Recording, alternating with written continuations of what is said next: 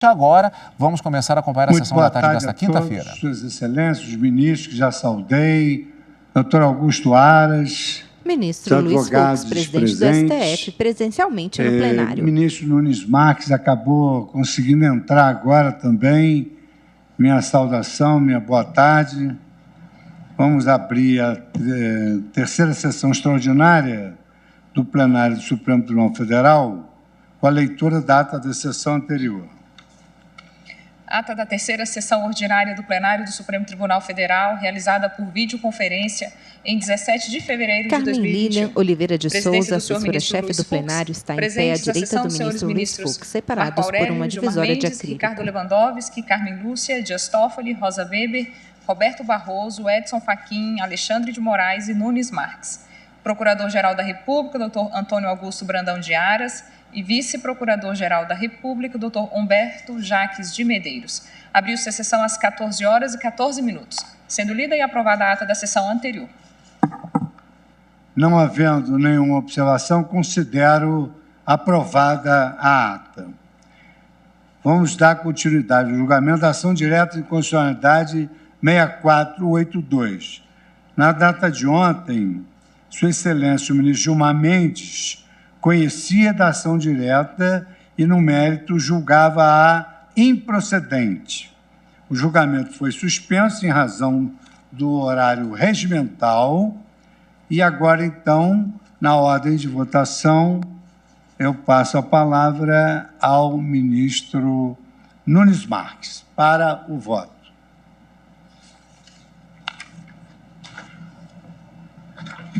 Boa tarde, senhor presidente. Boa tarde, ministros e ministras. Boa tarde aos advogados presentes, aos servidores, na pessoa da doutora Carmen.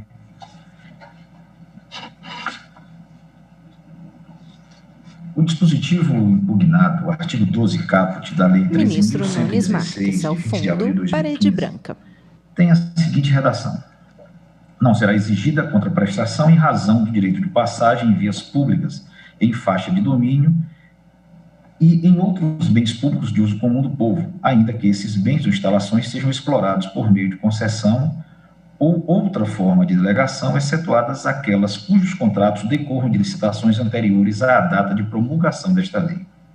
Procurador-Geral da República, por meio da presente ação direta de inconstitucionalidade, alega ser inconstitucional o dispositivo acima transcrito, visto que ele teria violado o direito de propriedade, na medida em que proibiu aos entes federativos a cobrança pela utilização particularizada dos bens de uso comum do povo, a eles pertencentes. 2, a forma federativa do Estado brasileiro, por conta da União, ao legislar, invadiu a esfera de competência atribuída aos demais entes federativos para dispor de seus bens e para definir normas específicas sobre contratos administrativos. 3, o princípio administrativo da eficiência, dada a interdição de potenciais fontes de receitas públicas a serem revertidas em benefício coletivo, o que teria se dado apenas para fomentar a atividade econômica que se desenvolve em regime de competição, e, pela mesma razão, o princípio da moralidade e os princípios implícitos da razoabilidade e da proporcionalidade. Antes de ingressar no mérito da controvérsia, faço questão de realçar o contexto tecnológico em que a norma impugnada se insere, porque isso é importante para compreender o sentido e o alcance requerente PGR. As telecomunicações constituem hoje não apenas uma das mais importantes atividades econômicas das sociedades nacionais, senão também a própria base de praticamente todas as demais formas de criação de riquezas, visto que estamos caminhando para uma economia dirigida por dados que trafegam nas redes de telecomunicações.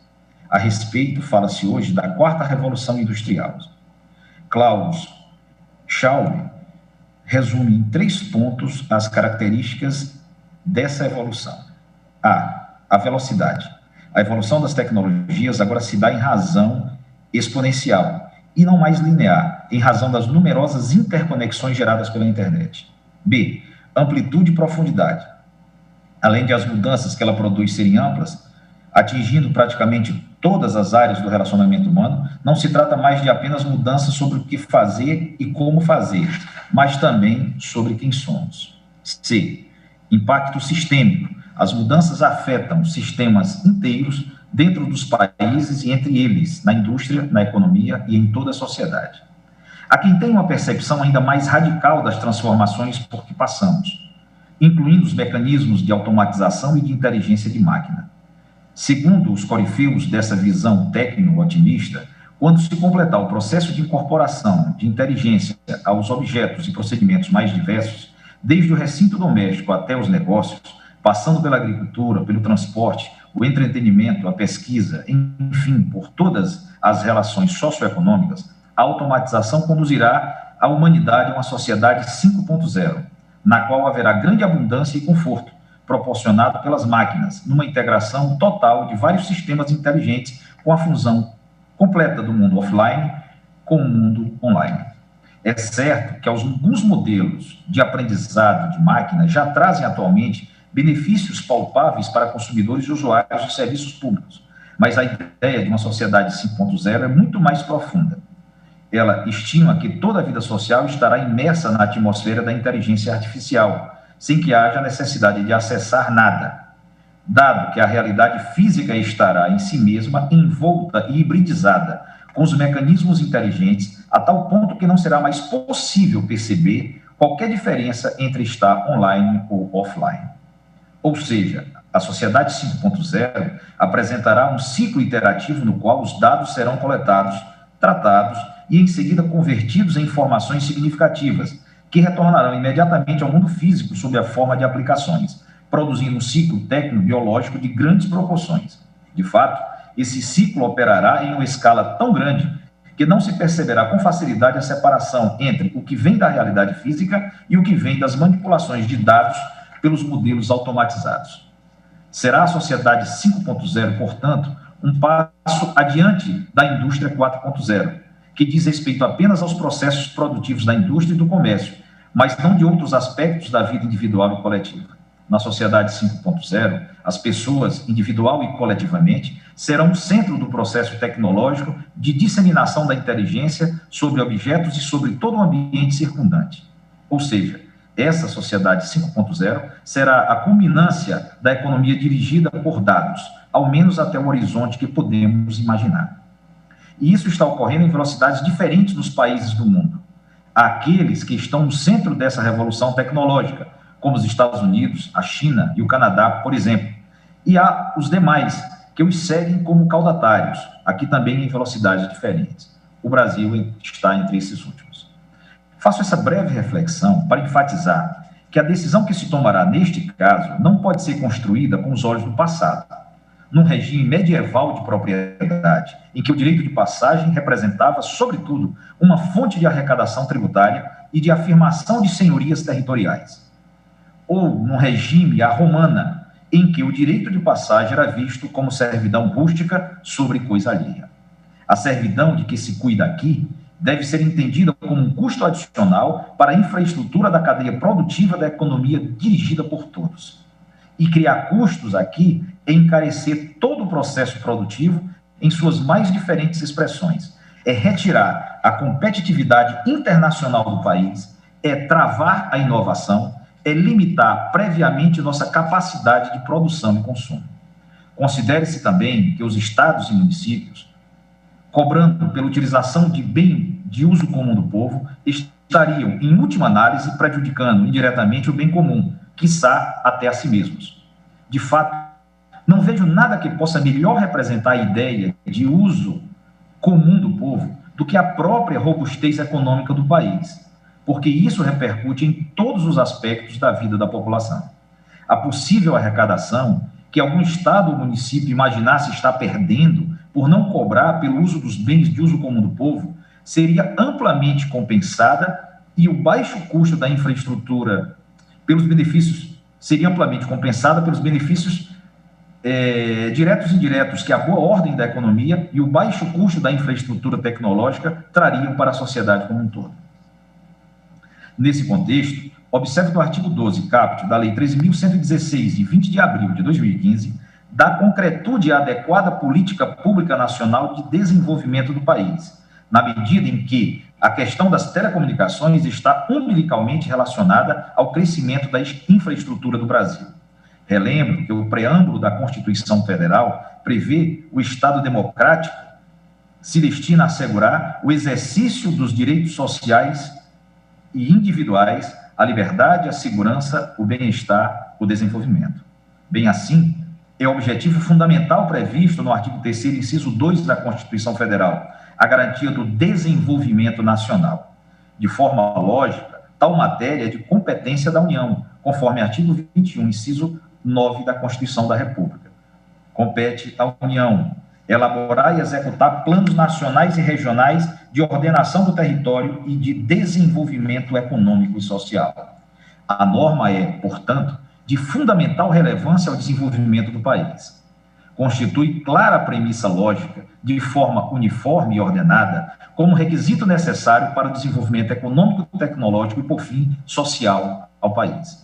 A questão da compensação financeira é assim entendida na medida em que o cidadão brasileiro, e pois a população, será a destinatária final dos benefícios advindos da constitucionalidade da lei. Atende, pois, ao critério da razoabilidade adotada por esta Suprema Corte. Do ponto de vista estritamente jurídico, a ADI também não impressiona e, na verdade, traz a este tribunal tema já decidido no âmbito da repercussão geral. Com efeito, esta matéria já foi decidida pelo Supremo Tribunal Federal nos autos do recurso extraordinário 581.947 de relatoria do ministro Eros Grau, julgado em 27 de maio de 2010, é o tema 261, julgado em sede de repercussão geral. Embora no precedente citado se tratasse de discussão não sobre preço público, mas sim sobre taxa a ser cobrada das prestadoras de serviços de energia elétrica pelo uso e ocupação do solo e do espaço aéreo, a tese firmada pelo Supremo Tribunal Federal naquele julgamento apresenta razões plenamente aplicáveis aos serviços de telecomunicações, eis a emenda do julgado. Recurso extraordinário, retribuição pecuniária, cobrança, taxa de uso e ocupação de solo e espaço aéreo, concessionários de serviço público, poder-dever e dever-poder, instalação de equipamentos necessários à prestação de serviço público em bem público, Lei Municipal 1199/2002, inconstitucionalidade, violação, artigos 21 e 22 da Constituição do Brasil. As empresas prestadoras de serviço público incumbem o dever-poder de prestar o serviço público. Para tanto, a elas é atribuído, pelo poder concedente, o também dever-poder de usar o domínio público necessário à execução do serviço, bem como de promover desapropriações e constituir servidões de área por ele, poder concedente, declaradas de utilidade pública. As faixas de domínio público de vias públicas constituem bem público, inserido na categoria dos bens de uso comum do povo. Os bens de uso comum do povo são entendidos como propriedade pública. Tamanha é a intensidade da participação do bem de uso comum do povo na atividade administrativa que ele constitui, em si, o próprio serviço público, objeto de atividade administrativa prestado pela administração.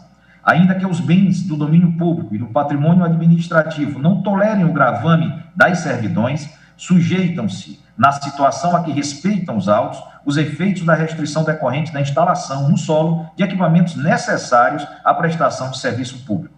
A imposição dessa restrição não conduzindo à extinção de direitos, dela não decorre dever de indenizar. A Constituição do Brasil define a competência exclusiva da União para explorar os serviços e instalações de energia elétrica e privativa para legislar sobre a matéria. Recurso extraordinário 581.947, já de mencionada relatoria. Esse entendimento tem sido reiterado pelo Supremo Tribunal Federal. Cito adiante mais um exemplo da relatoria do ministro Ricardo Lewandowski. Agravo regimental no recurso extraordinário, reiteração da tese do recurso inadmitido, subsistência da decisão agravada, faixas de domínio público, bem de uso comum do povo, instalação de equipamentos destinados à prestação de serviço público por concessionária, indevida retribuição pecuniária concessionária diversa, preponderância do interesse público, tema 261 da repercussão geral. As razões do agravo regimental são inaptas para desconstituir os fundamentos da decisão agravada que, por isso, se mantêm rígidos. Ainda que se trate de trecho de rodovia, objeto de concessão de serviço público, é indevida a retribuição pecuniária por utilização de faixa de domínio público de vias públicas, por constituir bem de uso comum do povo, precedente. Recurso extraordinário 1.074.418, em sede de agravo regimental, julgado pela segunda turma de relatoria do ministro Ricardo Lewandowski, publicado no Diário de 4 de setembro de 2020. Os serviços de telecomunicação, por expressa determinação constitucional, são de titularidade da União, mas a sua execução pode ser concedida a particulares, na forma do artigo 21, inciso 9. É também da União a competência legislativa sobre os serviços de telecomunicações, artigo 22, inciso 4. Na prática, os serviços de telecomunicação no Brasil, até pela complexidade técnica e pela dinâmica do setor, são executados por companhias particulares em regime de concessão. Entretanto, isso não retira do serviço a relevância pública e o interesse social na sua prestação. O dispositivo impugnado, artigo 12 caput da Lei 13.116 de 2015, ao estipular que não deverá ser cobrado o direito de passagem da infraestrutura sobre bens de uso comum do povo, de titularidade de quaisquer dos entes públicos, União, Estado, Distrito Federal e municípios, tem conteúdo de lei nacional, que visa minimizar os custos da infraestrutura no movimento, aliás, que tem claro respaldo axiológico na própria Constituição, pois, em matéria tributária, os serviços internos de telecomunicação apenas podem ser tributados por ICMS, sendo vedada a instituição de qualquer outro tributo, na forma do artigo 155, parágrafo 3º da nossa Constituição. Ou seja, a própria Constituição compreende os serviços de telecomunicações como um insumo vital de diversas cadeias produtivas, de modo que não é conveniente onerá-los demais com encargos, pois isso induz saldo final negativo para a sociedade. Outra observação importante é que o conteúdo e extensão do direito de propriedade é definido por lei. Não há um conceito de propriedade a priori na Constituição. Uma lei que vem alterar o regime da propriedade, diminuindo-lhe a tenência por razões de ordem pública, está dentro da esfera de discricionariedade do legislador. Acresce que, em relação aos estados, os únicos bens de sua propriedade que têm status constitucional são aqueles do artigo 26 da Constituição, a saber, as águas superficiais ou subterrâneas, fluentes, emergentes e em depósito, ressalvadas, nesse caso, na forma da lei, as decorrentes de obras da União. B, as áreas nas ilhas oceânicas e costeiras que estiverem no seu domínio, excluídas aquelas sob domínio da União, municípios ou territórios. C, as ilhas fluviais e lacustres não pertencentes à União. E D, as terras devolutas não compreendidas entre as da União. Os bens do Distrito Federal não têm previsão na Constituição, cabendo à lei da União atribuir-lhe os que considerar necessários, na forma da DCT, artigo 16, parágrafo 3º. Julgamento de ação contra a legislação que impede entes da Federação de exigirem contraprestação das concessionárias para a instalação de infraestrutura. É ela quem descreve o que é e quais são os limites do direito de propriedade, tanto para particulares quanto para entes públicos. Ou há um direito de propriedade no Rio Grande do Sul e outro em Roraima? Claro que não. É um só direito, cabendo à lei da União dar-lhe forma e conteúdo. Com efeito, a extensão do direito de propriedade dos bens de uso comum do povo, de todos os entes da Federação, é definida pelo Congresso Nacional, por meio de lei ordinária. Exceto uma regulamentação aberrante, que não ocorreu no caso. Toda disciplina legislativa geral dos contornos da propriedade pública sobre bens por qualquer dos entes da Federação pertencente à União. No caso do dispositivo impugnado, o que fez o legislador foi isentar de custos a passagem da infraestrutura de telecomunicações sobre bens de uso comum do povo, no pressuposto de que o serviço público em questão é, ele mesmo, de uso comum do povo. Trata-se de solução legislativa não apenas legítima, como até mesmo sábia. A eventual cobrança pela passagem dos cabos, postes e mais elementos estruturais sobre bens de uso comum do povo seria feita por preço público ou tarifa.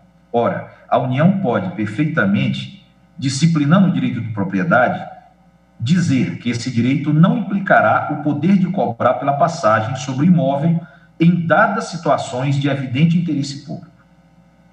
Onde existe a inconstitucionalidade, se cabe à União dizer o que é a propriedade. Convém atentar para o fato de que a lei impugnada não se referiu apenas aos bens do Estado, municípios e do Distrito Federal. Os bens da União também ficaram na mesma disciplina.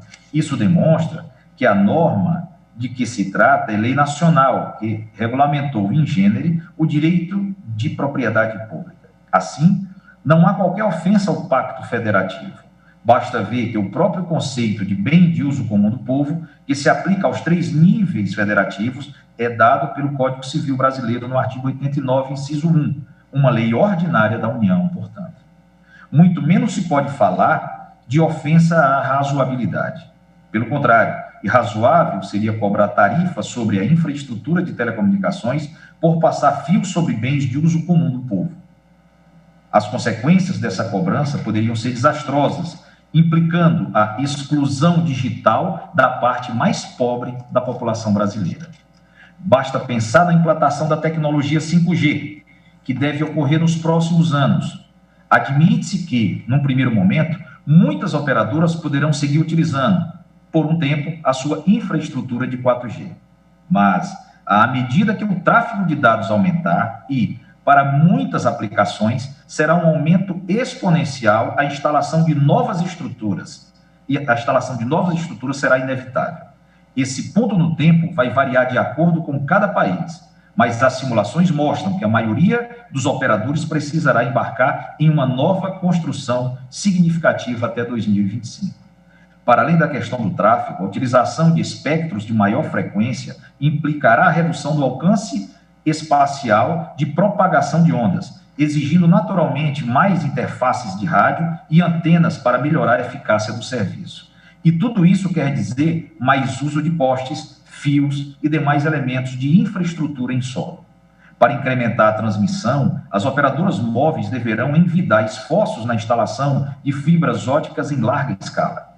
Além de ajudar as redes a atender aos requisitos de capacidade e latência para o 5G, as fibras serão essenciais para suportar a implantação de pequenas células em áreas urbanas. E tudo isso tem a ver com a instalação de mais e mais infraestrutura, especialmente em locais de grande densidade demográfica, como sejam ruas e praças, que são bens de uso comum do povo. Ora, se para toda a expansão da rede 5G houvesse custos adicionais com o pagamento de tarifas para municípios e estados, poder-se-ia supor, razoavelmente, que as empresas tenderiam a concentrar os investimentos nas áreas mais ricas, que dariam lucro a despeito das tarifas pelo uso de bens públicos, em detrimento das periferias, cujas receitas geradas mal dariam para cobrir os custos da infraestrutura. Convém atentar também para um fato nada desprezível. Se o dispositivo impugnado fosse declarado inconstitucional e os municípios e estados liberados para cobrar tarifas nesses casos já referidos, então ficariam as entidades locais liberadas para também fixar os preços. Imagine-se que estímulo para uma guerra de preços entre os entes locais, especialmente aqueles que ficassem em uma encruzilhada entre grandes centros densamente povoados. Isso, para não falar na insegurança jurídica que tal circunstância geraria, dado que as operadoras precisariam negociar preços com mais de 5.000 entes públicos. A ubiquidade da internet é outro ponto que torna impraticável a cobrança pela utilização de bens de uso comum do povo. Um terminal móvel, um telefone celular, por exemplo, deve funcionar em todo o território nacional. As pessoas estão se deslocando a todo momento com os seus telefones portáteis. Terminais fixos também estão espalhados por todo o país. Desse modo, as conexões e o fluxo de dados se estabelecem de forma mais ou menos aleatória, a depender dos interesses e da localização dos usuários em cada momento. A estrutura, no entanto, precisa estar disponível para qualquer tipo de conexão que seja demandada. Assim, não há um serviço de telecomunicação em cada praça, em cada rua, em cada município. O serviço, por natureza, nacional e até mesmo internacional. Ora, como cobrar pelo uso da praça para enterrar alguns fios ou postes? Seria pelo número de ligações, pelo valor do imóvel? Pela quantidade de postes, antenas ou fios? Ou seria de forma arbitrária, conforme a lei de cada município, numa verdadeira babel de regulamentações?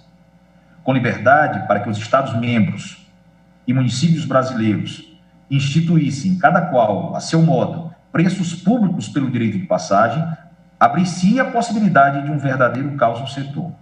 Tal liberdade poderia ocasionar, por exemplo, enormes dificuldades para políticas de universalização e de modicidade tarifária.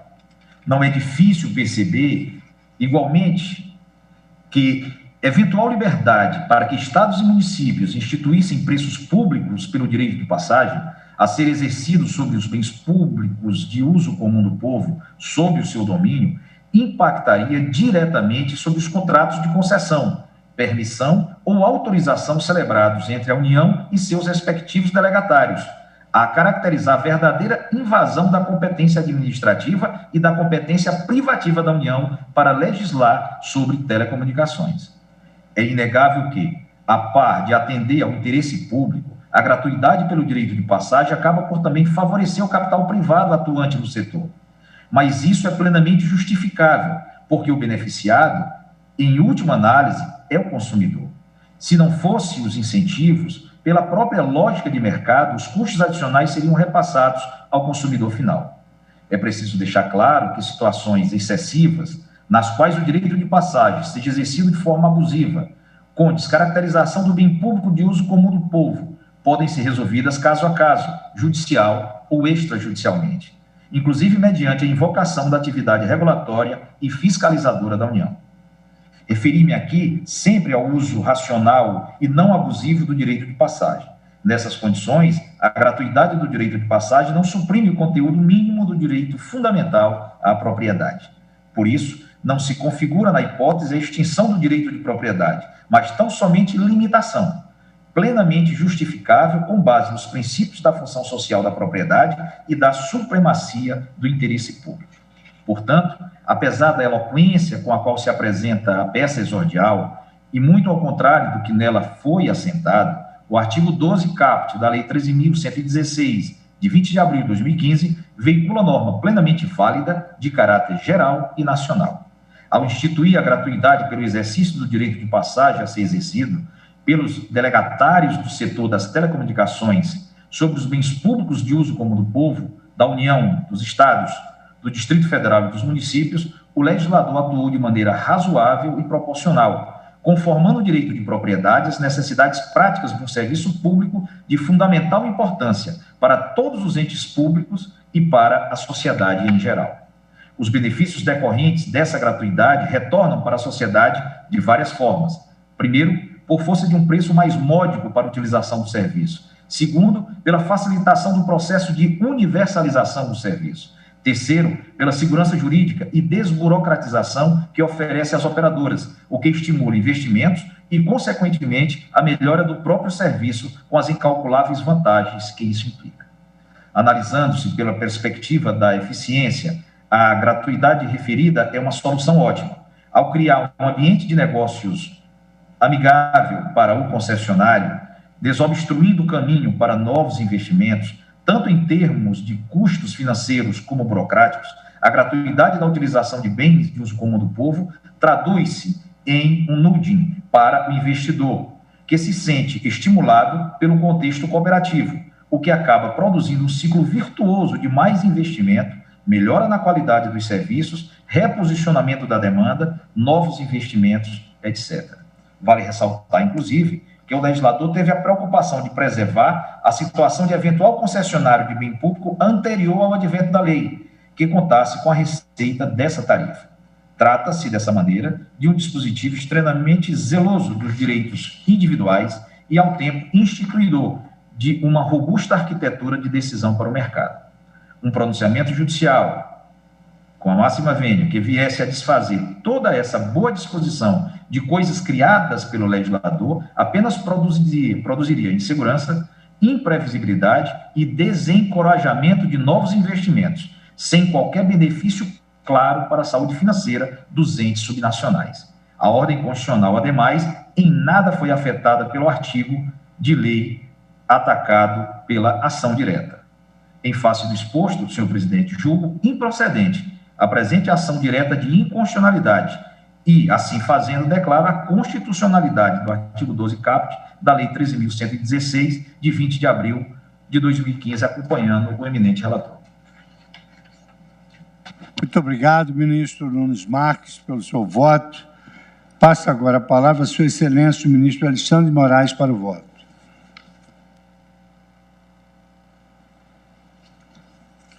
Presidente, boa tarde. Ministro Luiz Fux, cumprimento a vice-presidente, ministra Rosa Weber, ministra Carmen Lúcia, todos os eminentes ministros, também o doutor Augusto Aras, meu boa tarde, nosso procurador-geral da República, o ministro, chefe da Advocacia-Geral da União, professor José Levi. Cumprimento também todos os advogados de ação contra a legislação que impede entes da Federação de exigirem contraprestação dos das concessionárias para a instalação de infraestrutura. Sempre as colocações auxiliam esse tribunal. Presidente, inicio também parabenizando o eminente ministro relator, ministro Gilmar Mendes, num voto extremamente detalhado, narrando, inclusive historicamente, a questão das telecomunicações, que muito facilita, pelo menos para mim, facilitou o meu trabalho.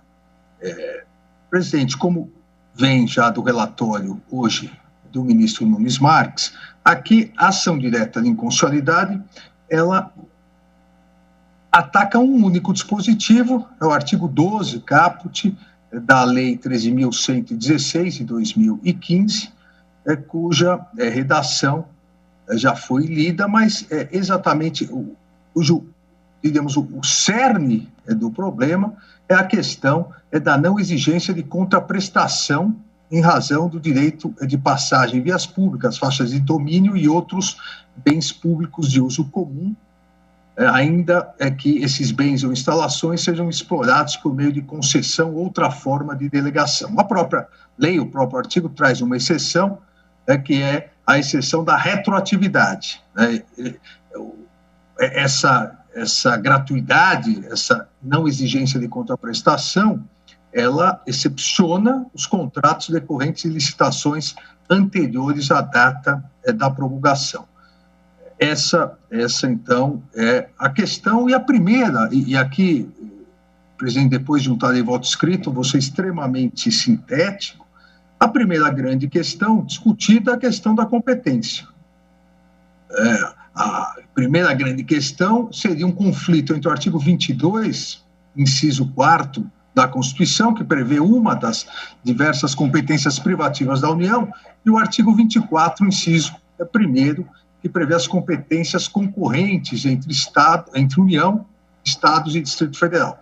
Isso sempre, e de tempos para cá, vem sendo um grande problema, a discussão de algumas competências que, no limite, poderiam estar entre a privatividade da União e a concorrência da União com os Estados. Até porque sabemos, e aqui temos no plenário professor da matéria sobre federação, sobre Estado federativo, o professor Ricardo Lewandowski, sabemos que na estrutura da federação a distribuição de competências é talvez a questão mais importante para se garantir a autonomia.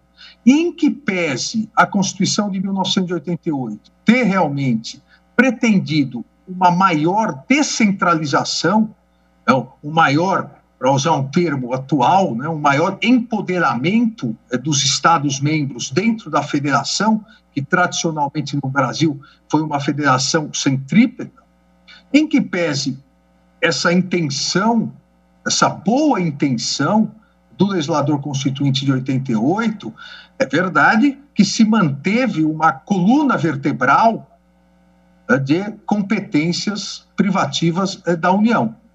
A União ainda manteve no Brasil as principais matérias como sua competência privativa.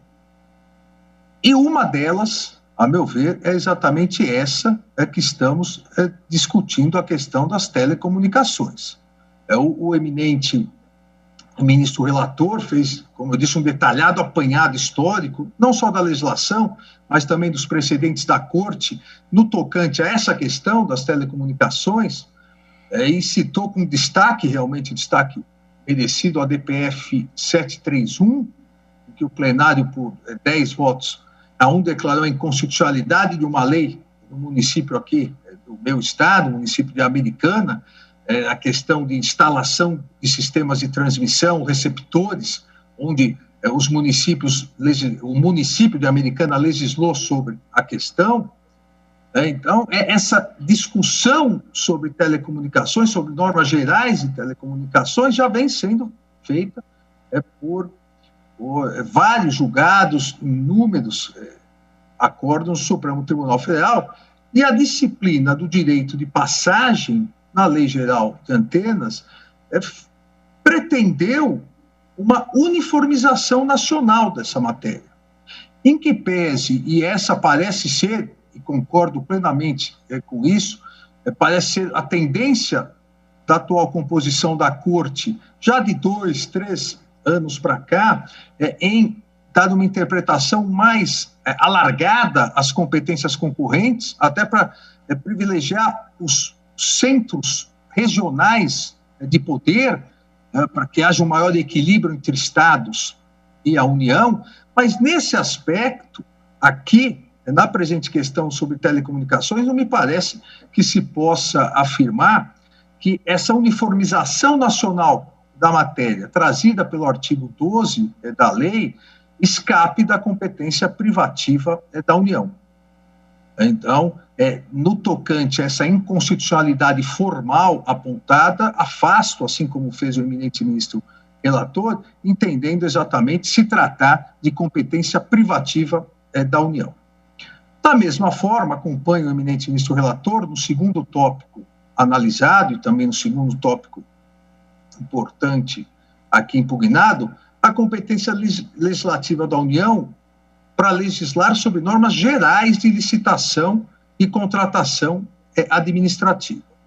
Em que pese essa também seja uma matéria extremamente confusa, eu diria, e que necessitaria uma maior análise, não só por parte do Congresso Nacional, mas por parte das Assembleias Legislativas, porque no Brasil o Congresso Nacional acaba legislando matéria geral, tudo acaba sendo matéria geral, né, normas gerais, e acaba entrando em conflito, mas no presente caso, na presente ADI, também nesse aspecto acompanha o eminente ministro relator, no sentido de que o artigo 12 da citada lei, da 13.116, esse artigo não viola, a meu ver, de forma alguma, a competência suplementar que os estados teriam para, aí sim, nos termos do artigo 24 da Constituição Federal, dispor sobre normas específicas. A previsão legislativa da União, da gratuidade do direito de passagem, aqui visou de forma muito direta, muito clara e específica, estabelecer uma norma geral para a matéria. Então, do ponto de vista formal, também não me parece existir inconstitucionalidade, seja na matéria ser privativa da União, a matéria telecomunicações, seja aqui na questão de licitação e contratos, as normas gerais serem de competência da União. E entendo aqui que esse estabelecimento normativo de gratuidade ou não onerosidade no direito de passagem seria uma norma geral. Afastando as inconstitucionalidades formais, me parece aqui que merece, mesmo que rápida, mas merece uma rápida análise as inconstitucionalidades materiais apontadas na inicial. Já adianto que também as afasto, acompanho integralmente aqui, da mesma forma, eminente ministro relator, porque todo respeito às posições em contrário, primeiro, não vislumbro afronta aos princípios constitucionais da eficiência e da moralidade administrativa, como citados na inicial. Que pese, eu diria, a abertura desses princípios, seja da eficiência, seja da moralidade administrativa, de forma alguma poderíamos aqui afirmar, a priori, que houve uma opção ineficiente por parte do Congresso Nacional. Julgamento de ação contra a legislação que impede entes da federação de exigirem contraprestação das concessionárias para a privativa da instalação de União para legislar. O que nós tivemos foi uma opção do Congresso Nacional, uma opção pela não onerosidade. Essa opção se deu principalmente em virtude de se garantir não só uma uniformização, mas uma segurança jurídica para que houvesse a possibilidade de que, no Brasil todo, porque é interligada essa questão de telecomunicações, como foi muito bem ressaltado pelo eminente ministro Nunes Marques, para que no Brasil todo não houvesse, de um estado para o outro, de uma localidade para outra, não houvesse obstáculos a essa implantação nacional de um sistema de telecomunicações. Houve uma opção, e essa opção exatamente vislumbrou a segurança jurídica e uma uniformização. Não se pode, a priori, se fazer uma análise sem qualquer dado, seja empírico, seja dado científico, de que isso fere o princípio da eficiência. Não há nada que comprove que, nesse tema, uma descentralização geraria uma maior eficiência. Não bastasse a questão da competência, daqui foi uma opção legítima dentro do seu também legítimo exercício de competência legislativa. Da mesma forma, me parece que se possa imputar uma imoralidade administrativa na legislação, para que com isso se afaste por inconstitucionalidade. Em momento algum, a meu ver, e isso foi alegado, mas afasto essa alegação, em momento algum, o artigo 12 retirou dos estados e municípios uma receita pública. Veja, não existia essa receita pública. Não se pode falar que a União, por parte do Congresso Nacional, atuou de maneira imoral porque atacou a receita pública, uma receita pública originária de estados e municípios. Não há previsão constitucional nem legal dessa receita pública.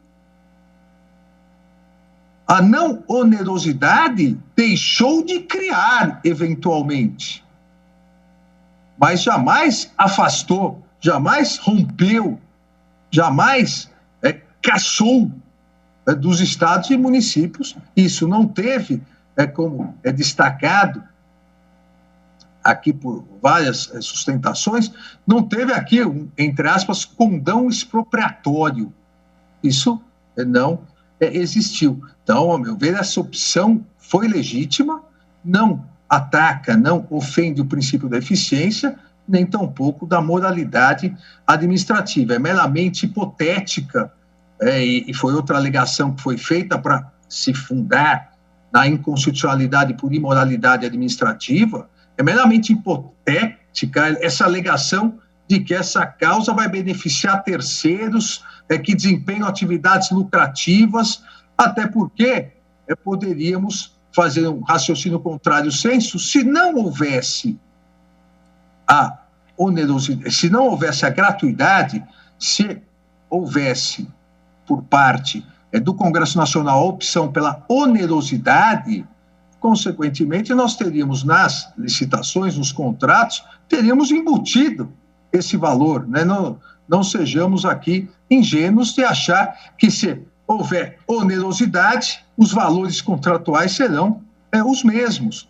Então, não se pode dizer que isso foi houve um desvio de finalidade, até uma quebra da impessoalidade, ou como a ação aponta uma imoralidade administrativa para que houvesse benefício de terceiros. Para mim, também, aqui é uma alegação meramente hipotética que não leva à inconstitucionalidade dessa legítima opção da União, por parte do Congresso Nacional, ao legislar, ao editar o referido artigo 12. Até porque, isso foi muito bem lembrado também pelo ministro relator, pelo ministro Gilmar Mendes, há uma expressa exceção, no finalzinho do artigo 12, uma expressa exceção onde a lei afasta a retroatividade dessa previsão, ou seja, prestigia não só a segurança jurídica, como a garantia constitucional do direito adquirido no ato jurídico perfeito. Ao afasto essas alegações de inconstitucionalidades material, e parece que não se pode imputar ao Congresso a opção ineficiente, desproporcional, imoral e irrazoável que maculasse a norma de inconstitucionalidade. Nos exatos termos também, importante destacar, da manifestação do Senado Federal. O Senado Federal apontou exatamente essa questão, pensou essa questão que me fundo aqui na minha motivação, de que a opção política foi legítima. A opção política foi legítima. Dentro das possibilidades do Congresso, houve uma opção legítima, e disse o Senado Federal, de incentivo ao desenvolvimento e à distribuição equitativa do serviço de telecomunicações no território nacional. Então, eu fico aqui com também esse fundamento do Senado Federal, corroborado em parecer do eminente professor Floriano Azevedo Marques Neto, eminente professor, colega meu e do professor e ministro Ricardo Lewandowski, e do professor Levi, advogado-geral da União, todos colegas do Departamento de Direito de Estado da nossa Academia do Largo de São Francisco, e hoje o professor Floriano, diretor da Faculdade de Direito da USP, que coloca exatamente, coloca detalhadamente em seu parecer que essa gratuidade não fere, de maneira alguma, os princípios constitucionais, que é possível pelo arcabouço normativo a determinação da gratuidade do uso, e diz aqui o professor Floriano, tendo em vista a fruição de um serviço público. E ainda completa que sob uma perspectiva, essa não onerosidade pode se dar em função de um serviço público que a lei ou mesmo a própria Constituição impôs que fosse prestado de forma gratuita. Então, presidente, com essas considerações e lembrando que, nesse mesmo sentido, já me manifestei na ADI 3.763, que se encontra ainda pendente de finalização, e monocraticamente no ARI 1.204.820, com essas considerações, novamente cumprimentando o eminente ministro relator, assim como Sua Excelência, voto pelo conhecimento da presente ação e no mérito pela sua improcedência.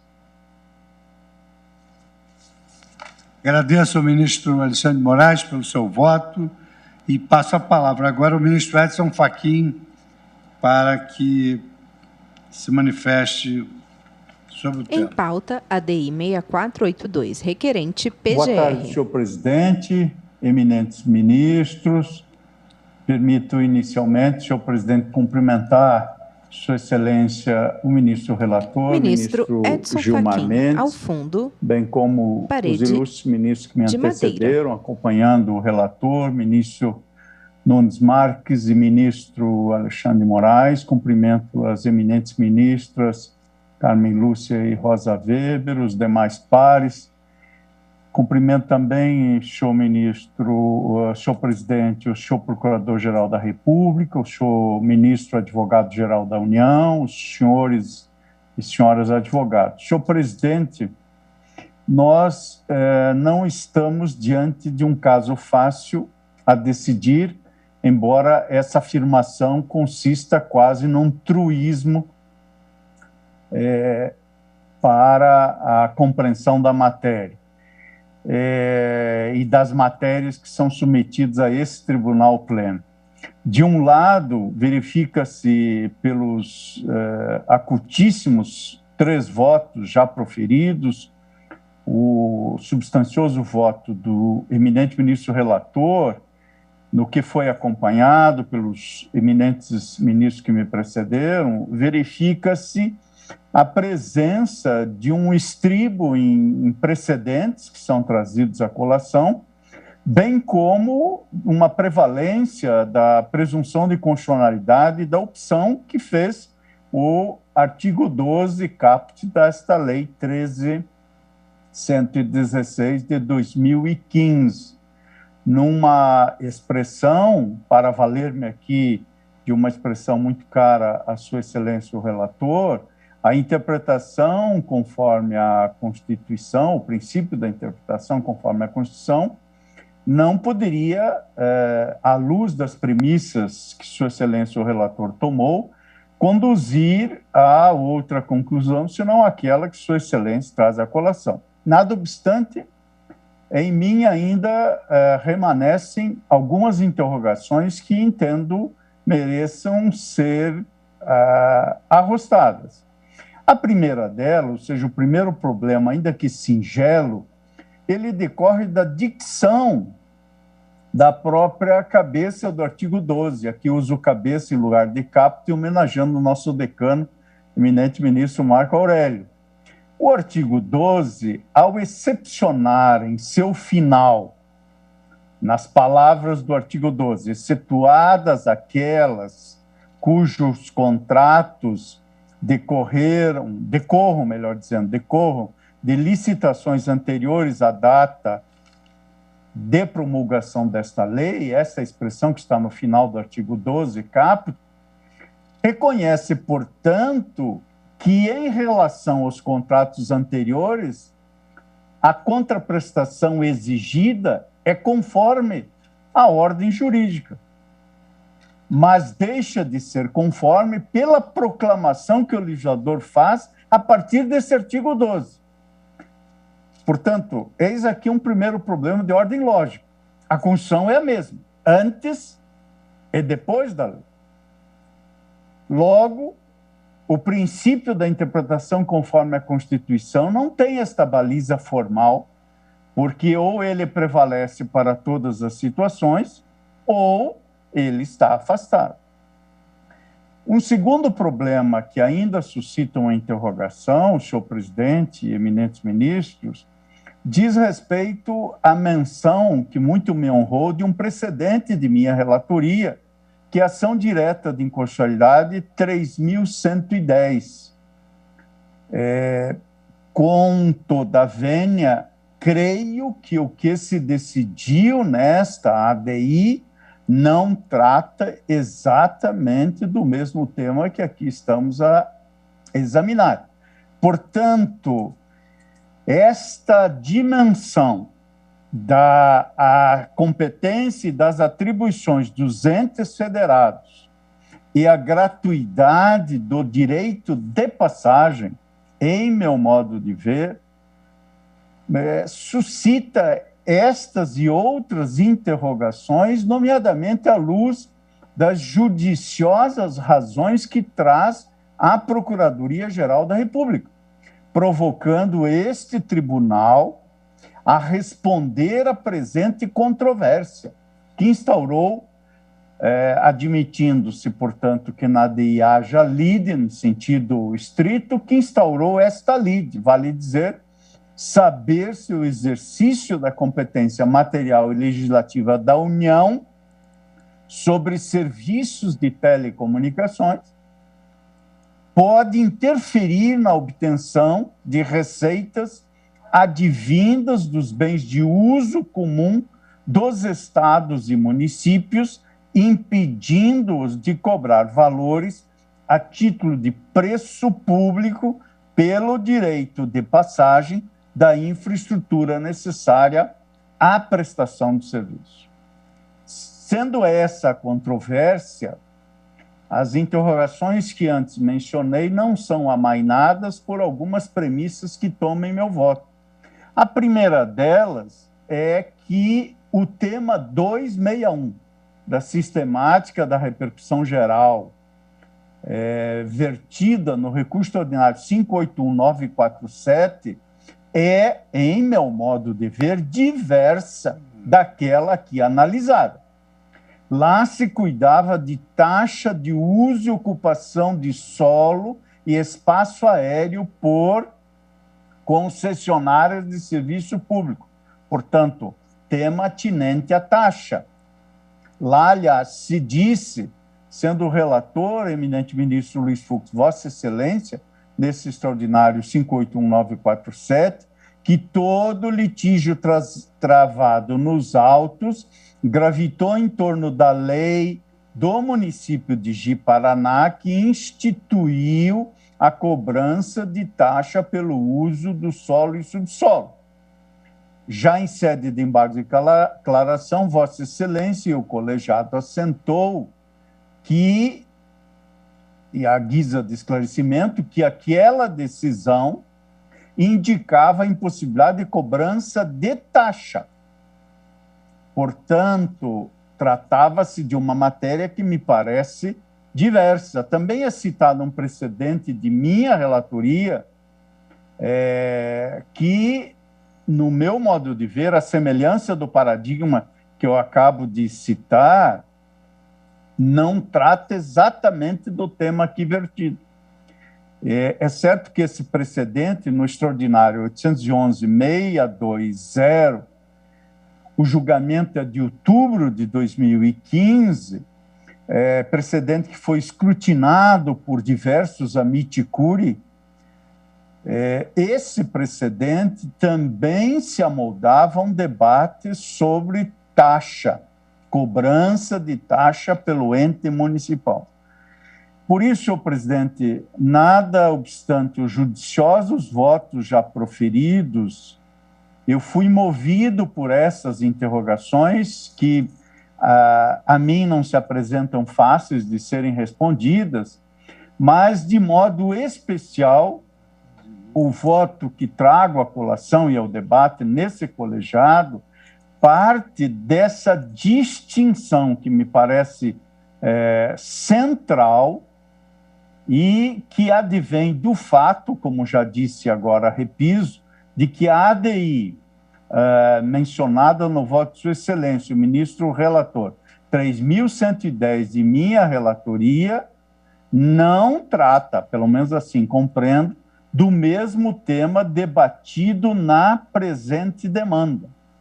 Naquela ação direta de inconstitucionalidade, tratava-se, como emerge de modo saliente, em meu modo de ver, à luz da Lei 11.934, dos limites proporcionalmente adequados à exposição humana a campos elétricos, magnéticos e eletromagnéticos. Lá assentamos que a presunção de que gozam os entes menores para, nos assuntos de interesse comum e concorrente, legislarem sobre seus respectivos interesses, como disse o eminente ministro Gilmar Mendes, é o que na sistemática do direito anglo-saxão se denomina de presumption against preemption, presunção contra este índice de preferência. Esta dimensão, ou esta presunção, foi nitidamente afastada, naquele caso da Lei 11.934, por norma federal expressa, ou seja, havia lá, como há, a regra do Clear Statement Rule.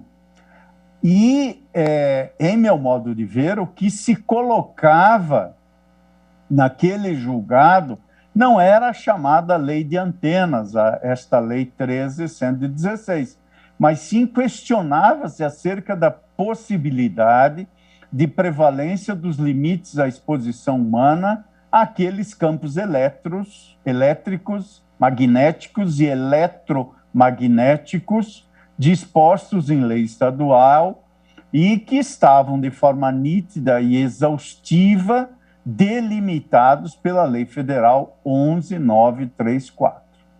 Portanto, o conflito federativo lá tinha uma feição exclusivamente legislativa, ou seja, de competência para a edição de leis em matéria de telecomunicações.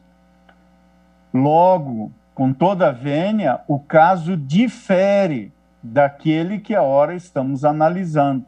no sentido da impugnação dos limites da competência material e legislativa da União em face da competência que detém os demais entes federados para a gestão dos bens públicos de sua titularidade. Julgamento de ação contra a legislação que impede entes da federação de exigirem contraprestação das concessionárias para a instalação de infraestrutura. Reconheço que é fato que muitas decisões têm utilizado os precedentes que mencionei em casos semelhantes ao que ora estamos examinando.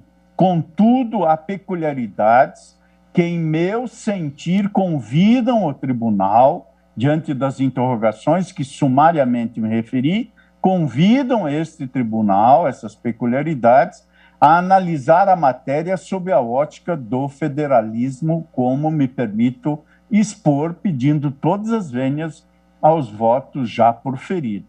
Em pauta, ADI 6482, requerente PGR. Em faixa de domínio e em outros bens públicos de uso comum do povo, enquadram-se na categoria genérica de bens públicos, os quais, se não são geridos, e isso a toda evidência, não são geridos da mesma forma que os bens privados, funcionalizam-se, nada obstante, para a realização dos direitos fundamentais descritos na Constituição Federal, como expõe a atilada doutrina de muitos autores, me permite citar as palavras do professor Marçal Justen Filho, para quem o Estado é um instrumento para promover e assegurar os direitos fundamentais.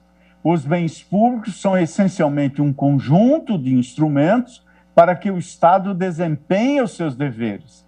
E conclui nesse segmento de seu curso de Direito Administrativo o professor Marçal: os bens públicos devem ser utilizados de modo direto para a realização dos interesses da comunidade e para a obtenção das necessidades essenciais à dignidade humana. Por isso, entendo que os bens públicos de uso comum não são necessariamente acessados de modo gratuito pelos administrados, existindo a possibilidade de cobrança para sua utilização, como, por exemplo, no caso de concessões para a realização de obras em rodovias, ou mesmo pagamento de pedágios, o que justifica a geração de alguma riqueza em benefício da integralidade dos cidadãos.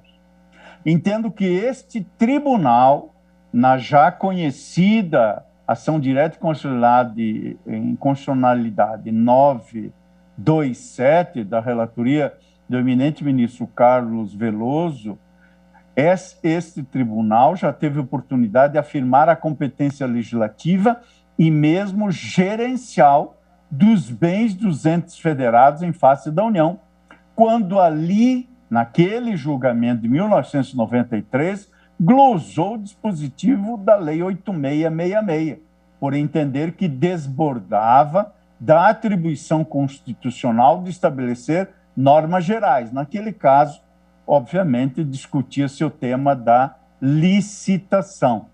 Por isso, quantum satis projetada para cá, para o caso presente, o que resta é definir-se na presente demanda se o alcance da competência plena da União na regulação de todo o serviço de telecomunicações pode, a pretexto de ordenar serviço público, interferir na disponibilidade de bem público pelos estados, municípios e Distrito Federal. Compreendo, e aqui, inclusive, a despeito do que se alegou, inclusive na inicial, que o serviço de telecomunicações não perdeu seu caráter de serviço público apenas pela circunstância de poder ser prestado pelo regime de direito público, quando delegado ao particular por meio de concessão ou permissão, ou pelo regime de direito privado, quando delegado por meio de autorização. Entendo que foi a Constituição Federal, após a emenda 8 de 95, que estabeleceu a possibilidade de prestação do serviço em distintos regimes, mas não retirou-lhe a característica de serviço público, colocando, inclusive, sob a regulação de uma agência estatal. E aqui repiso o que dispõe a Lei Geral de Telecomunicações, a Lei 9472, de 97, nomeadamente no parágrafo 1º e caput do artigo 60. Vota o ministro Edson Fachin. Em pauta, ADI 6482, requerente PGR. O central da defesa da constitucionalidade desse artigo 2, desse dispositivo em análise, é de que o serviço público de telecomunicações, a fim de que sejam concretizadas as metas de expansão até regiões de menor interesse de mercado, necessita de infraestrutura física e, nesta dimensão, não poderia ficar ao alvedrio de contingências locais, sob pena de encarecimento do preço final ao usuário e de que as metas não sejam atingidas. Sem embargo, senhor presidente e eminentes pares, por mais nobres que sejam as intenções do legislador, compreendo que retirar dos demais entes federados as prerrogativas de utilização econômica de seus bens para permitir a passagem gratuita da infraestrutura de telecomunicações por vias e rodovias estaduais e municipais estabelece um gravame a esses entes, que não depreendo estar acobertado ou agasalhado pela Constituição. E, ademais, a despeito de toda argumentação, no sentido de que a lei não destoa do estabelecimento de normas gerais sobre licitação e contratos, cumprimentando mais uma vez o eminente professor José Levi, ministro advogado-geral da União, a despeito desses judiciosos argumentos, depreendo que há nítida intervenção nos instrumentos contratuais de delegação de serviços públicos pela União. E aqui reproduzo decisão que, em meu modo de ver, fere e desata bem esta matéria, que consta do julgamento da ação direta em constitucionalidade 2337 da relatoria do eminente ministro Celso de Mello. Naquela demanda, assentou Sua Excelência o ministro Celso de Mello que a jurisprudência plenária do Supremo Tribunal Federal tem reconhecido a manifesta inconstitucionalidade de diplomas legislativos do Estado-membro que, a pretexto de exercerem sua competência suplementar em matéria de consumo ou de responsabilidade por dano ao consumidor, editam normas estaduais dirigidas a empresas prestadoras de serviços de energia elétrica, dispondo sobre direitos dos usuários e obrigações das concessionárias, usurpando, em consequência, a competência privativa outorgada à União Federal em tema de organização do setor energético, intervindo indevidamente no âmbito das relações contratuais entre o poder concedente e as empresas delegatárias de demais serviços públicos. Por isso, também quanto o SATS trazido à colação essa percepção, fruto do julgamento da ação direta e consolidada 2337, se por um lado não parece constitucionalmente adequada a asserção de que os serviços de telecomunicações não se enquadram na categoria de serviço público, de outra parte, é certo que os serviços de TV a cabo, internet e banda larga fixa e móvel, telefonia móvel, são prestados por meio do regime de direito privado, ou seja, sem intervenção direta do poder concedente na definição dos valores cobrados dos usuários ou na política tarifária. Ainda, apesar de parte do serviço de telefonia fixa comutado ser prestado também e ainda pelo regime de direito público, com a emergência da Lei 13.819 de 2019, a nítida tendência de migração para o regime de direito privado, com autorização de conversão das outorgas por concessão em autorizações de prestação de serviço. Assim, não me parece que seja possível dizer, isento de dúvida, de que eventual economia das empresas prestadoras de serviço de telecomunicações com a instalação de infraestrutura sem o desembolso de valores pelo direito de passagem irá se reverter em valores mais baixos ao consumidor pelo uso do serviço.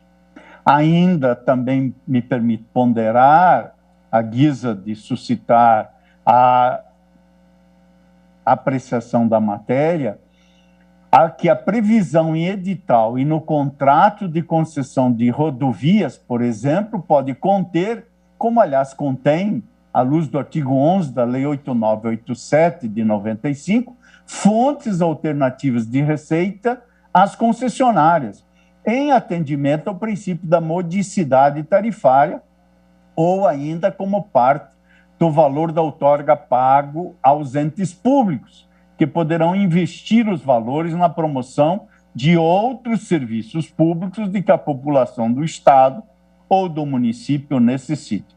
Ainda mais, a retirada do dispositivo do ordenamento jurídico não obriga nenhum ente federado a promover cobrança pelo direito de passagem da infraestrutura dos serviços de telecomunicações. Questões como a imperiosidade de expansão da rede, obtenção de tributos e desenvolvimento regional podem efetivamente mostrarem-se mais relevantes que a cobrança pelo uso do bem público. No entanto, entendo que o princípio federativo entrega a cada ente a decisão sobre o tema. Por isso, senhor presidente, pedindo vênia às compreensões diversas, especialmente a sua excelência, o eminente ministro, o relator, entendo que a competência privativa da União em matéria de serviços de telecomunicações não tenha o condão de obrigar estados, municípios e o Distrito Federal a deixar de obter remuneração pelo uso de infraestrutura pública para instalação e expansão dos referidos serviços, razão pela qual, com todo respeito, proponho o julgamento procedente da ação direta, declarando a inconstitucionalidade do artigo 12 da Lei 13.116 de 2015 por violar os artigos 2º, combinado com o parágrafo 4º do artigo 60 da Constituição, que trata da divisão funcional do poder e a forma federativa do Estado, também violar o artigo 5º caput e seu respectivo inciso 22º, que é o direito de propriedade, e também o artigo 22, inciso 27º, combinado com o parágrafo 4º do artigo 24 da mesma Constituição Federal, que trata da competência suplementar dos Estados para editar normas específicas de licitação e contratação. É como voto, senhor presidente. Muito obrigado, excelentíssimo senhor ministro Edson Fachin. Agora passa a palavra a sua excelência, o ministro Roberto Barroso, para o voto.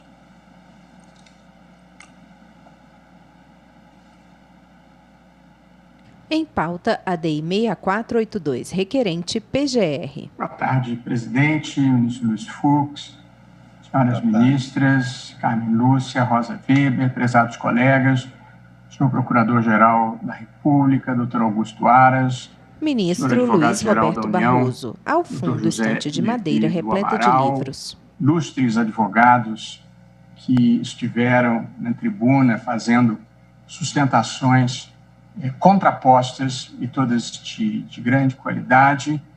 A questão já está bem delineada e não há necessidade de se refazer o seu relatório. Julgamento de ação contra a legislação que impede entes da federação de exigirem contraprestação das concessionárias para a instalação de infraestrutura. Que prevê que não será exigida contraprestação em razão do direito de passagem em vias públicas e faixas de domínios e outros bens públicos de uso comum da infraestrutura de telecomunicação.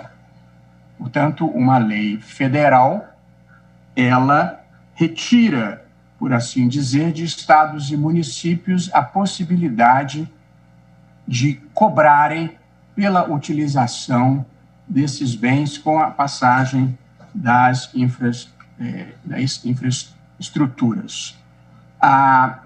Aqui cumprimento já de início o eminente relator, o ministro Gilmar Mendes, e os que o acompanharam, o ministro Alexandre de Moraes e o ministro Cássio Nunes Marques, e igualmente cumprimento o ministro Luiz Edson Fachin, que abriu divergência. Meu voto é breve, presidente, mas eu gostaria de fazer uma breve reflexão sobre esse tema das telecomunicações e a sua evolução histórica ao longo do tempo, que começa lá com inscrições em cavernas, sinais de fumaça, tambores, passa pelo desenvolvimento da escrita e depois inventos mais utilizáveis nos tempos atuais, como foram a imprensa, telefone, rádio, televisão, até nós chegarmos ao momento atual em que o centro de gravidade se encontra na rede mundial de computadores, se encontra na internet, que promoveu uma verdadeira revolução tecnológica, a revolução digital. Eu faço essa observação porque, e o ministro Gilmar Mendes fez breve menção no seu voto, é que quando, nas reformas constitucionais de 1990, no governo Fernando Henrique Cardoso, se retiraram algumas atividades do monopólio estatal, dentre elas as telecomunicações, o alvo, naquele início dos anos, meados dos anos 90, era, sobretudo, a universalização da telefonia fixa. Os mais antigos lembrarão como era precária a infraestrutura da telefonia fixa ainda nos anos 90. Eu me lembro que eu voltei para o Brasil dos meus estudos no exterior e comecei a minha vida, e o meu patrimônio era um apartamento que eu estava comprando à prestação, um carro e um telefone que a gente declarava no imposto de renda e que valia um dinheiro expressivo. E, portanto, a abertura do mercado era um esforço de universalizar a telefonia fixa e de dar um fomento à incipiente indústria da telefonia móvel. Como já se comentou em uma das manifestações, a telefonia fixa hoje em dia já é quase obsoleta. E a telefonia celular vai passando de geração para geração e ficando mais sofisticado, e o centro de gravidade e o que verdadeiramente está em discussão aqui é a internet e a sua universalização tanto quanto possível. Apenas para lembrar o toque folclórico, presidente, Vossa Excelência lembrará também, os contratos de concessão da telefonia previa a obrigatoriedade da instalação de orelhões em diferentes pontos da área concedida. Hoje em dia, o orelhão é uma peça de museu, um jovem, a gente tem que explicar o que era um orelhão e o que era a gente ter que comprar uma ficha para colocar dentro do orelhão. Mas, como eu dizia, nós hoje vivemos a revolução da internet, que é chamada de terceira revolução industrial. A primeira lá do século XVIII, simbolizada pelo vapor, a segunda do século XIX, simbolizada pela eletricidade, e a terceira, que é essa da metade para o final do século XX, simbolizada pela internet. E como lembrava o ministro Cássio Nunes Marques, nós já estamos no limiar da quarta revolução industrial, que é a que combina a tecnologia da informação com a biotecnologia e, portanto, combina o físico com o virtual, o humano com o mecânico. Mas nós estamos aqui especificamente ainda falando da terceira, que é a da internet. E, portanto, presidente, eu quis fazer esse breve histórico porque a inclusão digital, o acesso à internet é hoje um capítulo vital na vida dos países, e do Brasil particularmente, e a pandemia bem revelou esta exigência da igualdade no mundo contemporâneo. Procurar dar acesso igualitário à rede mundial de computadores a todas as pessoas. E a pandemia revelou as dificuldades que nós enfrentamos. E quem é professor terá testemunhado isso, que nas instituições privadas, cujos alunos têm poder aquisitivo e vivem em regiões mais favorecidas, não houve nenhuma solução de continuidade das aulas que foram dadas online sem maior dificuldade. E, em parte das universidades públicas e nas comunidades mais modestas, não era possível ministrarem-se aulas pela dificuldade no funcionamento, na qualidade da internet e mesmo pelo custo dos pacotes de dados, e custos a serem incorridos pelas famílias mais modestas. Portanto, eu tenho como uma consideração central ao tratar dessa matéria e o impacto que a legislação produz nos custos das telecomunicações, esta importância vital que atribuo hoje à inclusão digital e esse compromisso que o Brasil tem, às vésperas da implantação da tecnologia 5G, de fazer com que todos tenham acesso à internet de qualidade, porque isso significa acesso ao conhecimento, acesso à educação, acesso à liberdade de expressão, inclusive. É dentro deste cenário e desse contexto que eu passo à análise especificamente jurídica desse tema. Pela Constituição, a União Federal é que detém a competência em matéria de telecomunicações, tanto a competência político-administrativa de organização e provimento dos serviços, quanto a competência legislativa para dispor a respeito. E mais do que isso, presidente e eminentes colegas, não é nem uma competência que, em rigor, se exerça puramente por normas gerais. Essa é uma competência privativa da União Federal, à luz do que dispõe o artigo 22, inciso 4º da Constituição Federal. E aqui, como também foi observado pelo ministro Cássio Nunes Marques, nós não estamos falando em rigor técnico de uma lei federal, ou seja, uma lei dirigida à União e aos seus serviços. Nós estamos falando de uma lei nacional, de uma lei, portanto, que se aplica à União, estados e municípios, porque há um interesse público geral envolvido nessa matéria. E, portanto, a União, no exercício dessa competência privativa que lhe outorga a Constituição Federal, prevê, para simplificar, a gratuidade para si ou para as suas concessionárias da passagem da infraestrutura de telecomunicações por estados e por municípios. Acho que esta foi, com todas as vênias do meu querido amigo, eminente ministro Luiz Edson Fachin, uma opção legítima e razoável adotada pelo legislador. Não era a única e talvez nem fosse a melhor. Poderia ser perfeitamente razoável que a lei federal estabelecesse critérios para a compensação de estados e municípios pela passagem do cabeamento dos postos da infraestrutura de telecomunicação.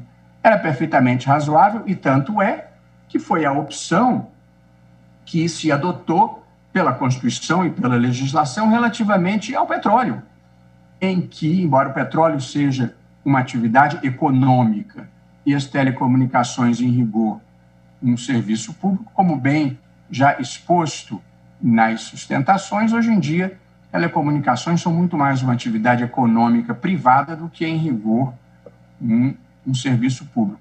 Mas, como eu dizia, em relação ao petróleo, a Constituição e a legislação federal previram essa compensação. Em relação a telecomunicações, não se previu esse tipo de compensação. De modo que acho que esta era uma opção legítima do Constituinte e do legislador. Nenhum nem outro previram qualquer benefício direto pecuniário para estados e municípios pela passagem da infraestrutura de telecomunicação. O que não me parece razoável, e aqui ainda uma vez pedindo todas as vênias aos relevantes argumentos trazidos pelo ministro Luiz Edson Fachin, é que este serviço de telecomunicações pudesse estar sujeito, ou esses serviços pudessem estar sujeitos à interferência unilateral de estados e municípios sem sequer existir um parâmetro nacional. De modo que haveria uma fragmentação do regime jurídico e uma dificuldade imensa de cálculo dos custos e, inclusive, do equilíbrio econômico-financeiro dos contratos. Eu ouvi e li o memorial trazido pela entidade das concessionárias, representada, eu não gravei o nome da entidade, mas eu gravei o nome do advogado, representada pelo professor Gustavo Binemboim. Eu me impressionei com os argumentos e com a queixa de uma desvantagem competitiva, mas é o sistema constitucional e legal que assim determinou e o equilíbrio econômico-financeiro dos contratos firmados em cada área. E, portanto, honesto e sinceramente, não acho que o legítimo interesse das concessionárias de rodovias possam, no entanto, interferir com o regime jurídico da telecomunicação, com todas as vênias, e apesar do brilhantismo das razões trazidas e expostas com grande proficiência. De modo que, reiterando, se cada estado ou cada município pudesse ter um regime próprio de compensação para a passagem da infraestrutura de telecomunicação pelo seu território em áreas públicas, nós teríamos uma dificuldade imensa na prestação de um serviço público de âmbito nacional. De modo, presidente, e prezados colegas, eu considero legítima a opção do legislador materializada no artigo 12. Não necessariamente a melhor. Talvez se pudesse ter pensado de um critério nacional para algum tipo de compensação aos estados e municípios pela passagem da infraestrutura pelo seu território. Mas a Constituição não prevê, a lei não prevê, e eu não vejo obrigatoriedade para que assim tivesse procedido. De modo que, como disse, cumprimentando todos os profissionais que atuaram e que aportaram os melhores argumentos em favor de cada tese, e coerente com o que eu mesmo já manifestei em situação análoga relativamente à energia elétrica, eu estou conhecendo da ação e acompanhando o eminente relator, cuja enunciação de argumentos no seu voto eu aqui louvo. Como voto, presidente, pela improcedência. Improcedência. Concedo a palavra agora à Sua Excelência a Ministra Rosa Weber para o seu voto. Em pauta, ADI 6482, requerente PGR. Som, ministra Rosa, som.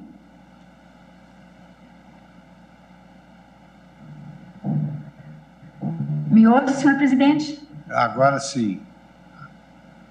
Agora sim. Cumprimento Vossa Excelência, cumprimento também os eminentes pares, senhor Procurador-Geral da República, senhor Advogado-Geral da União, senhores advogados. Ministra Rosa Weber, vice-presidente do STF. Ao Faço fundo, um breve registro de que as oportunas sustentações orais foram seguidas por percussientes votos, a começar pelo voto do ministro Gilmar Mendes, eminente relator, a quem cumprimento de modo muito especial. Limito-me, senhor presidente, a breves anotações neste voto vogal, ainda que sobre tema tão relevante, porque entendo já esgotada a matéria de modo brilhante e exaustivo nos votos proferidos, ainda que de visões diversas.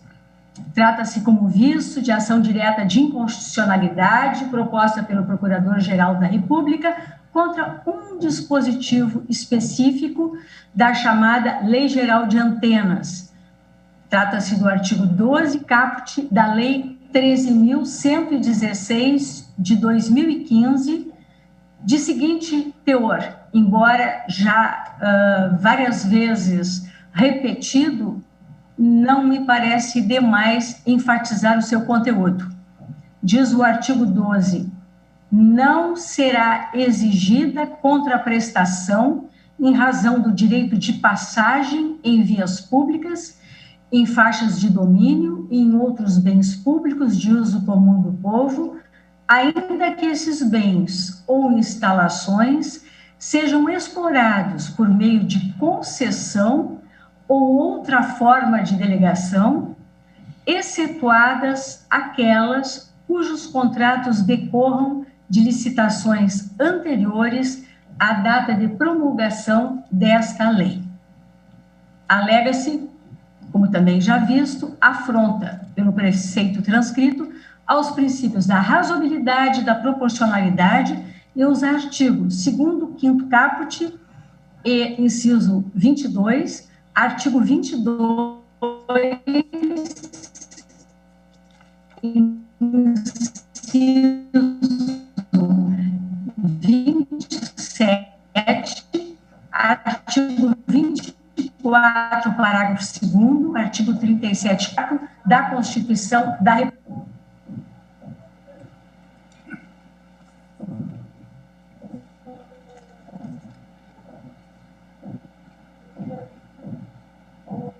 A Lei 13.116 de 2000, de licenciamento, instalação e compartilhamento de infraestrutura de telecomunicações, tendo como vértice teleológico, a teor do seu artigo 1º, caput e parágrafo 1º, a promoção do desenvolvimento socioeconômico do país mediante o atendimento às metas sociais, econômicas e tecnológicas estabelecidas pelo poder público. Visando a incentivar investimentos em infraestrutura de redes de telecomunicações, o diploma veicula normas voltadas à uniformização, à simplificação e à celeridade de procedimentos e critérios para a outorga de licenças, a minimização dos impactos urbanísticos, paisagísticos e ambientais, a ampliação da capacidade instalada das redes de telecomunicações, sua atualização tecnológica e melhoria da cobertura e da qualidade de serviços, e ao incentivo ao compartilhamento de infraestrutura de redes de telecomunicações. Não há dúvida alguma que é o ativo efetivador da promoção e do fomento aos investimentos em infraestrutura de redes de telecomunicações, a União há de se manter dentro das balizas definidas no Pacto Federativo inscritos na nossa lei fundamental. Os preceitos impugnados que é o artigo 12 caput, repito, isenta as pessoas jurídicas prestadoras de serviços de telecomunicações do pagamento de contraprestação pelo que caracteriza como direito de passagem relativamente a vias públicas, faixas de domínio e outros bens públicos de uso comum do povo, mesmo quando explorados esses bens ou instalações por meio de concessão ou outra forma de delegação. Dito de outro modo, o dispositivo questionado veicula comando normativo que, aderindo ao título de propriedade dos bens públicos que especifica, modifica o seu conteúdo de modo a instituir cláusula restritiva do seu alcance, o assim chamado direito de passagem, e o faz, dali para um futuro, sem autorizar estados e municípios a imposição de contrapartida. Pergunta-se, tinha a União, dentro das suas competências, legitimidade a tanto? Ora, prossigo eu, a lei referida, 13.116, define o Instituto do Direito de Passagem para as suas finalidades no artigo 3º, inciso 4º, como a prerrogativa de acessar, utilizar, atravessar, cruzar, transpor e percorrer imóvel de propriedade alheia, com o objetivo de construir, instalar, alterar ou reparar infraestrutura de suporte, bem como cabos, sistemas, equipamentos ou quaisquer outros recursos ou elementos de redes de telecomunicações. Fecho aspas. A rigor, ao impedir o titular do domínio de ser remunerado pelo direito de passagem, a norma do artigo 12, caput, não incide, na minha visão, sobre obrigações intrínsecas à prestação dos serviços de telecomunicações. Dimensiona, isto sim, a extensão do direito real incidente sobre os bens públicos que especifica.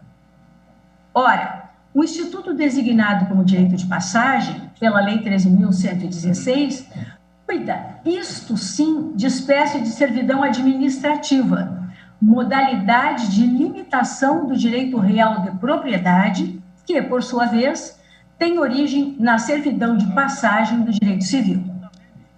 De modo geral, as restrições administrativas ao direito de propriedade, todos sabemos, encontram seu fundamento na função social da propriedade.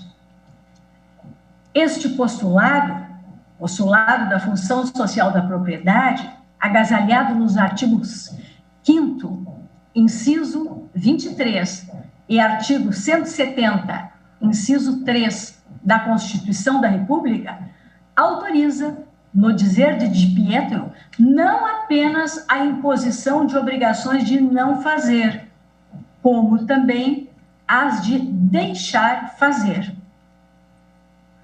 O efetivo cumprimento da função social da propriedade se verifica não apenas no tocante à realização da sua vocação intrínseca, mas também da sua inserção no contexto mais amplo das políticas públicas voltadas à realização dos objetivos constitucionais da República Federativa do Brasil, sobrelevando, no caso, o objetivo de garantir o desenvolvimento nacional. E aqui eu estou me referindo ao artigo 3º, inciso 2 da nossa Constituição. Por isso mesmo, dispõe a administração pública, entre outros instrumentos legítimos de limitação do direito de propriedade, da figura da servidão administrativa, pela qual se institui direito real de natureza pública, impondo ao proprietário a obrigação de suportar um ônus parcial sobre o imóvel de sua propriedade, em benefício de um serviço público ou de um bem afetado no serviço público. No regime jurídico de direito público, a servidão administrativa constitui e eu, mais uma vez, me louvo na lição de Di Pietro, em seu direito administrativo, janeiro forense 2020, a servidão administrativa constitui prerrogativa da administração pública, agindo com o poder de império que lhe permite onerar a propriedade privada com um direito real de natureza pública, sem obter previamente o consentimento do particular ou o título expedido pelo judiciário. Instituída a servidão por lei, não há falar em direito à indenização, porque, mais uma vez invocando Di Pietro, o sacrifício é imposto a toda uma coletividade de imóveis que se encontram na mesma situação. Prossigo eu, ao instituir, sob o nome de direito de passagem, verdadeira cláusula de direito real sobre coisa alheia, o artigo 12 caput da Lei 13.116 de 2015, por mais que seus efeitos econômicos se projetem particularmente sobre o setor de telecomunicações, veicula uma norma eminentemente de direito civil, repito, com conteúdo modificativo do regime jurídico dos bens públicos de uso comum do povo. Julgamento de ação contra a legislação que impede entes da Federação de exigirem contraprestação das concessionárias para instalação de infraestrutura. A finalidade pública declarada de promover o desenvolvimento da infraestrutura de redes de telecomunicações no país, a União, no pleno exercício da competência que lhe confere o artigo 22.1 da Lei Maior, gravou com cláusula de servidão o conteúdo do direito real incidente sobre os bens públicos de uso comum do povo que especifica. E a especificação do sentido e alcance do direito de propriedade é matéria tipicamente de lei ordinária. Vota a ministra Rosa Weber. ADI 6482, requerente são aqueles PGR. destinados, segundo o magistério, a melhor doutrina, à utilização do público em geral, sem necessidade de permissão especial. Caso de praças, jardins, ruas, estradas, mares, rios, praias, golfos, entre outros, os quais não perdem a característica de uso comum se o Estado regulamentar sua utilização de maneira onerosa. São bens destinados por sua própria natureza ou pela lei ao uso da coletividade. Cuida-se aqui do domínio público do Estado, o qual não se confunde com o domínio privado do Estado, no qual se inserem os bens dominicais. Observadas as balizas constitucionais assecuratórias da preservação do sentido e do núcleo essencial do direito fundamental de propriedade, e tendo presente ainda que os bens públicos de uso comum do povo já configuram em si uma modalidade peculiar desse direito, não há óbice, na minha visão, a que o Poder Legislativo da União proceda a seu dimensionamento em conformidade com a função social da propriedade. Embora não se confundam os serviços de telecomunicações com a infraestrutura de redes de telecomunicações que lhes viabiliza, são delas inteiramente dependentes.